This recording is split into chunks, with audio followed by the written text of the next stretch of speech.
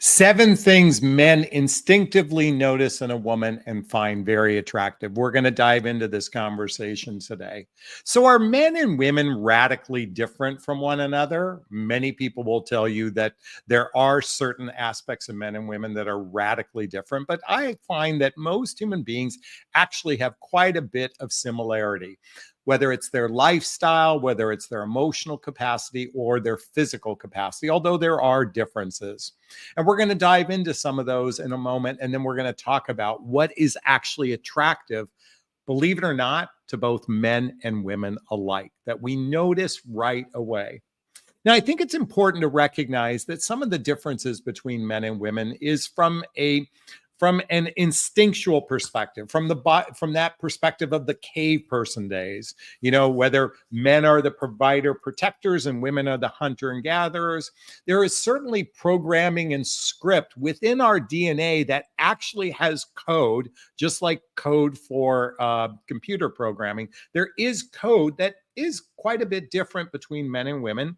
And certainly there's gender differences, biologically speaking, from a hormonal perspective. Certainly, whether men have more testosterone, women have more estrogen, there is a hormonal difference between men and women.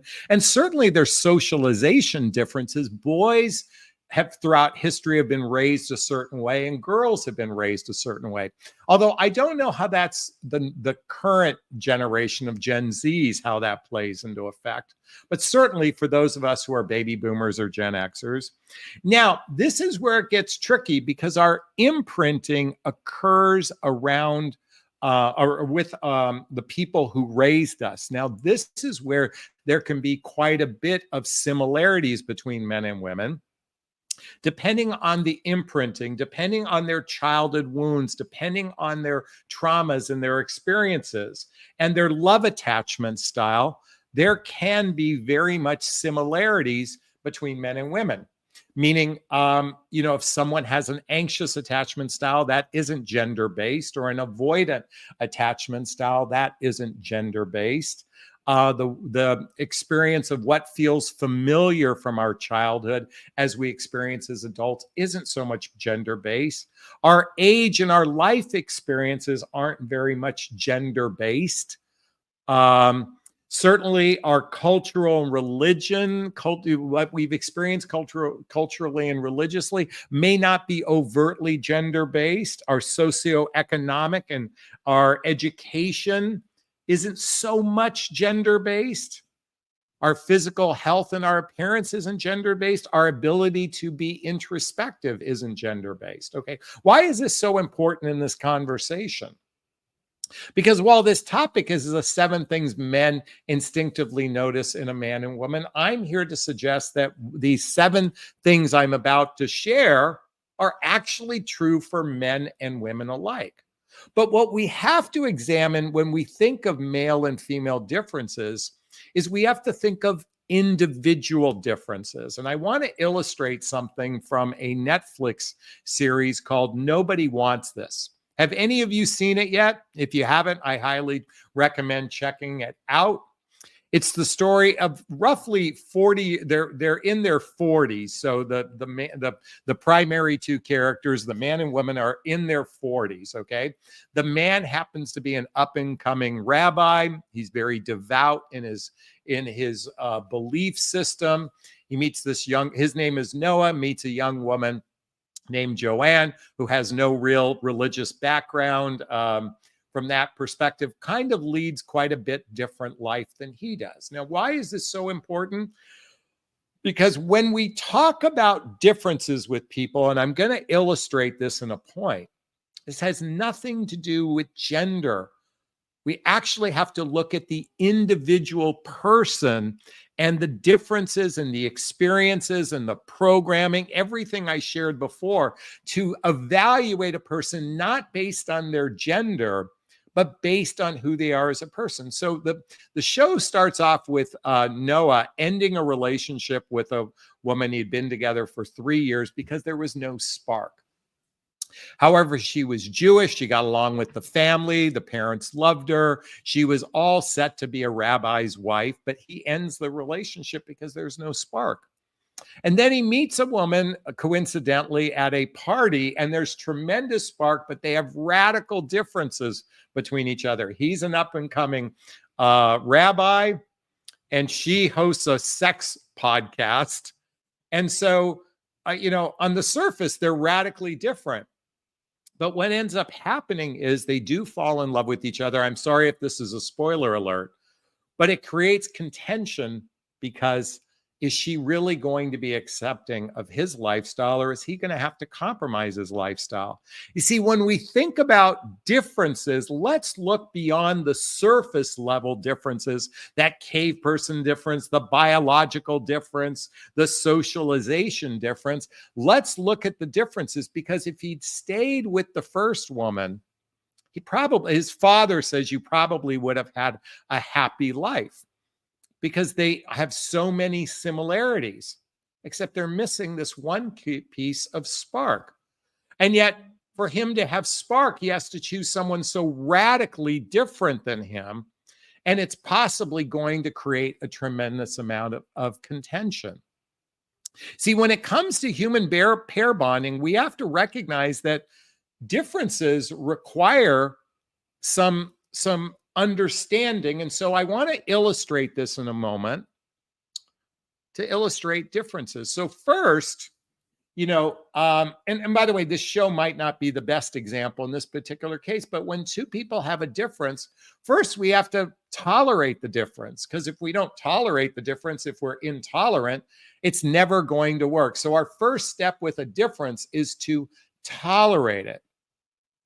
Now, again, I'm kind of using, I don't want to make it over dramatic when I say tolerance, but when we reach the next step of difference is an understanding of another person and how they do things differently.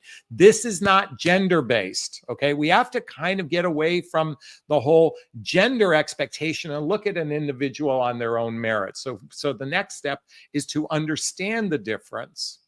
Now, beyond understanding of the difference, I invite everyone to look at accepting a difference, because if you can't accept the difference between you and another person, what's going to happen is you're going to have resentment for either tolerating it or understanding it. And actually, one of the highest forms of love is accepting our differences. And every human being is going to have radical difference. I was just talking to a client who is a person who, when she sends a text message, she kind of prefers an immediate response. And her partner happens to be busy at work and it's not on his mind to respond. It's a difference between the two of them. Now, certainly she can make a request, but first we have to, I was inviting her to understand that maybe there is a valid reason why he hasn't so come to a place of understanding. But if you can't accept it, it's going to be an emotional challenge for you. And I'm just picking one of many examples of how people do things differently. We all do things differently in the way we either clean our home, the way we think, the way we operate in the world, the way we drive a car. It's rare to find two people so radically alike. And oftentimes, coming back to the story, nobody wants this, the person you have the most spark with is the person you have the greatest difference with. And so it's just something to contemplate. Okay, so acceptance. But imagine if we can go another layer beyond acceptance, and that is appreciating the differences between each other. That's actually one of the highest forms of love, and then eventually adoring it. Does anyone remember the TV show Friends? Monica happened to be radically neurotic, especially when it came to cleaning. She was not neurotic, she was OCD. Something that was very frustrating for many of the people on the show. But first they tolerate it. Then they understood it, then they accepted it, then they appreciated it, and they have finally found a space of adoring it. And at the end, Chandler, who ends up with Monica, began adoring who she was. That's one of the highest forms of love. So I wanted to start with that before I got into these 7 things, because I just want to differentiate that men and women are actually more alike when it comes to what we notice at first and what we find attractive. So let's dive into these 7 things right now. Now, the first thing I want to address is what I call availability. Availability. See, the reality is for those of us in midlife, many of us have full, busy lives. And actually setting up a first date can be radically challenging. I'm speaking from personal experience. I actually have a lot of room in my life to fit someone in. And sadly, I've noticed that a lot of women are unavailable. So, what we notice is your availability. Now, I understand the challenge for many of you is you're meeting total strangers and you're not, many of you will make time for a boyfriend, but you won't make time for a total stranger. And quite frankly, availability is so radically important. So the challenge is, given that most people are meeting through an online dating, most first-time connections these days start with a online connection. I'm inviting you all, if you really want to connect with someone, then you have to make yourself available. And by the way, men have to do the same thing. They don't get off the hook. Everything I'm sharing here, goes for both men and women alike. Women notice this and men notice this and find this attractive as well. Number 2, easygoing personality. I call it an easygoing or agreeable nature. You know, quite frankly, I've noticed a lot of sourpusses out there in the dating marketplace. They are argumentative. They lack generosity. They lack, a lack of gratitude. Not generosity. Although that too, I should say, there seems to be a lack of generosity. But I'm talking about an easy personality going with the flow. I remember some years ago, I dated a woman, and boy, picking a restaurant for her was like filling out the SAT test. I mean, it was nerve wracking because nothing she would agree upon. It was just, I mean, I'm going to tell you something. We have an overly sensitive population of human beings that are so rigid in many cases, the way they operate. They lack that easygoing personality, that agreeable personality. And we certainly notice the agreeable ones. Now, I don't mean to be a doormat when I say this. I am not suggesting you should ever be a doormat, okay? But easygoing and agreeable, by the way, that's way more attractive. Ladies, have you ever been with a guy who's very rigid, controlling, argumentative? It's not fun to be with that kind of person. Do you agree with me? If you do, hit that like button right now. The third thing we instinctively notice and find attractive is a person who has genuine self-love.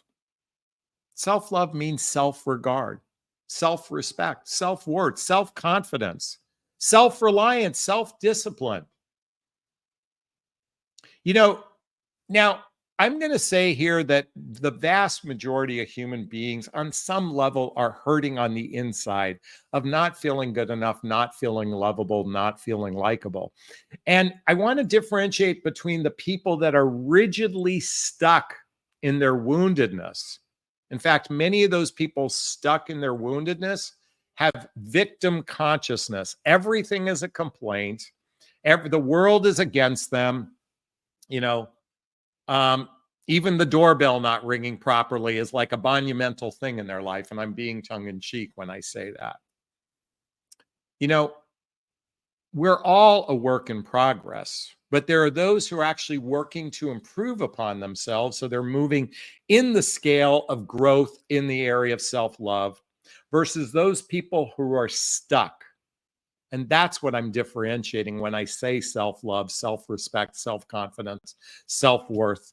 There's a big difference between people who are stuck and they live in their stuckness versus those that have an abundant nature, that have a generous nature, that have a grateful nature. That's at least moving up the scale of self-love. Number 4. What I'm about to share here, she clearly knows what she wants. She has standards. And by the way, ladies, you find this radically attractive as well. People that clearly know what they want. You know, we have a population in the dating marketplace that are so ambivalent.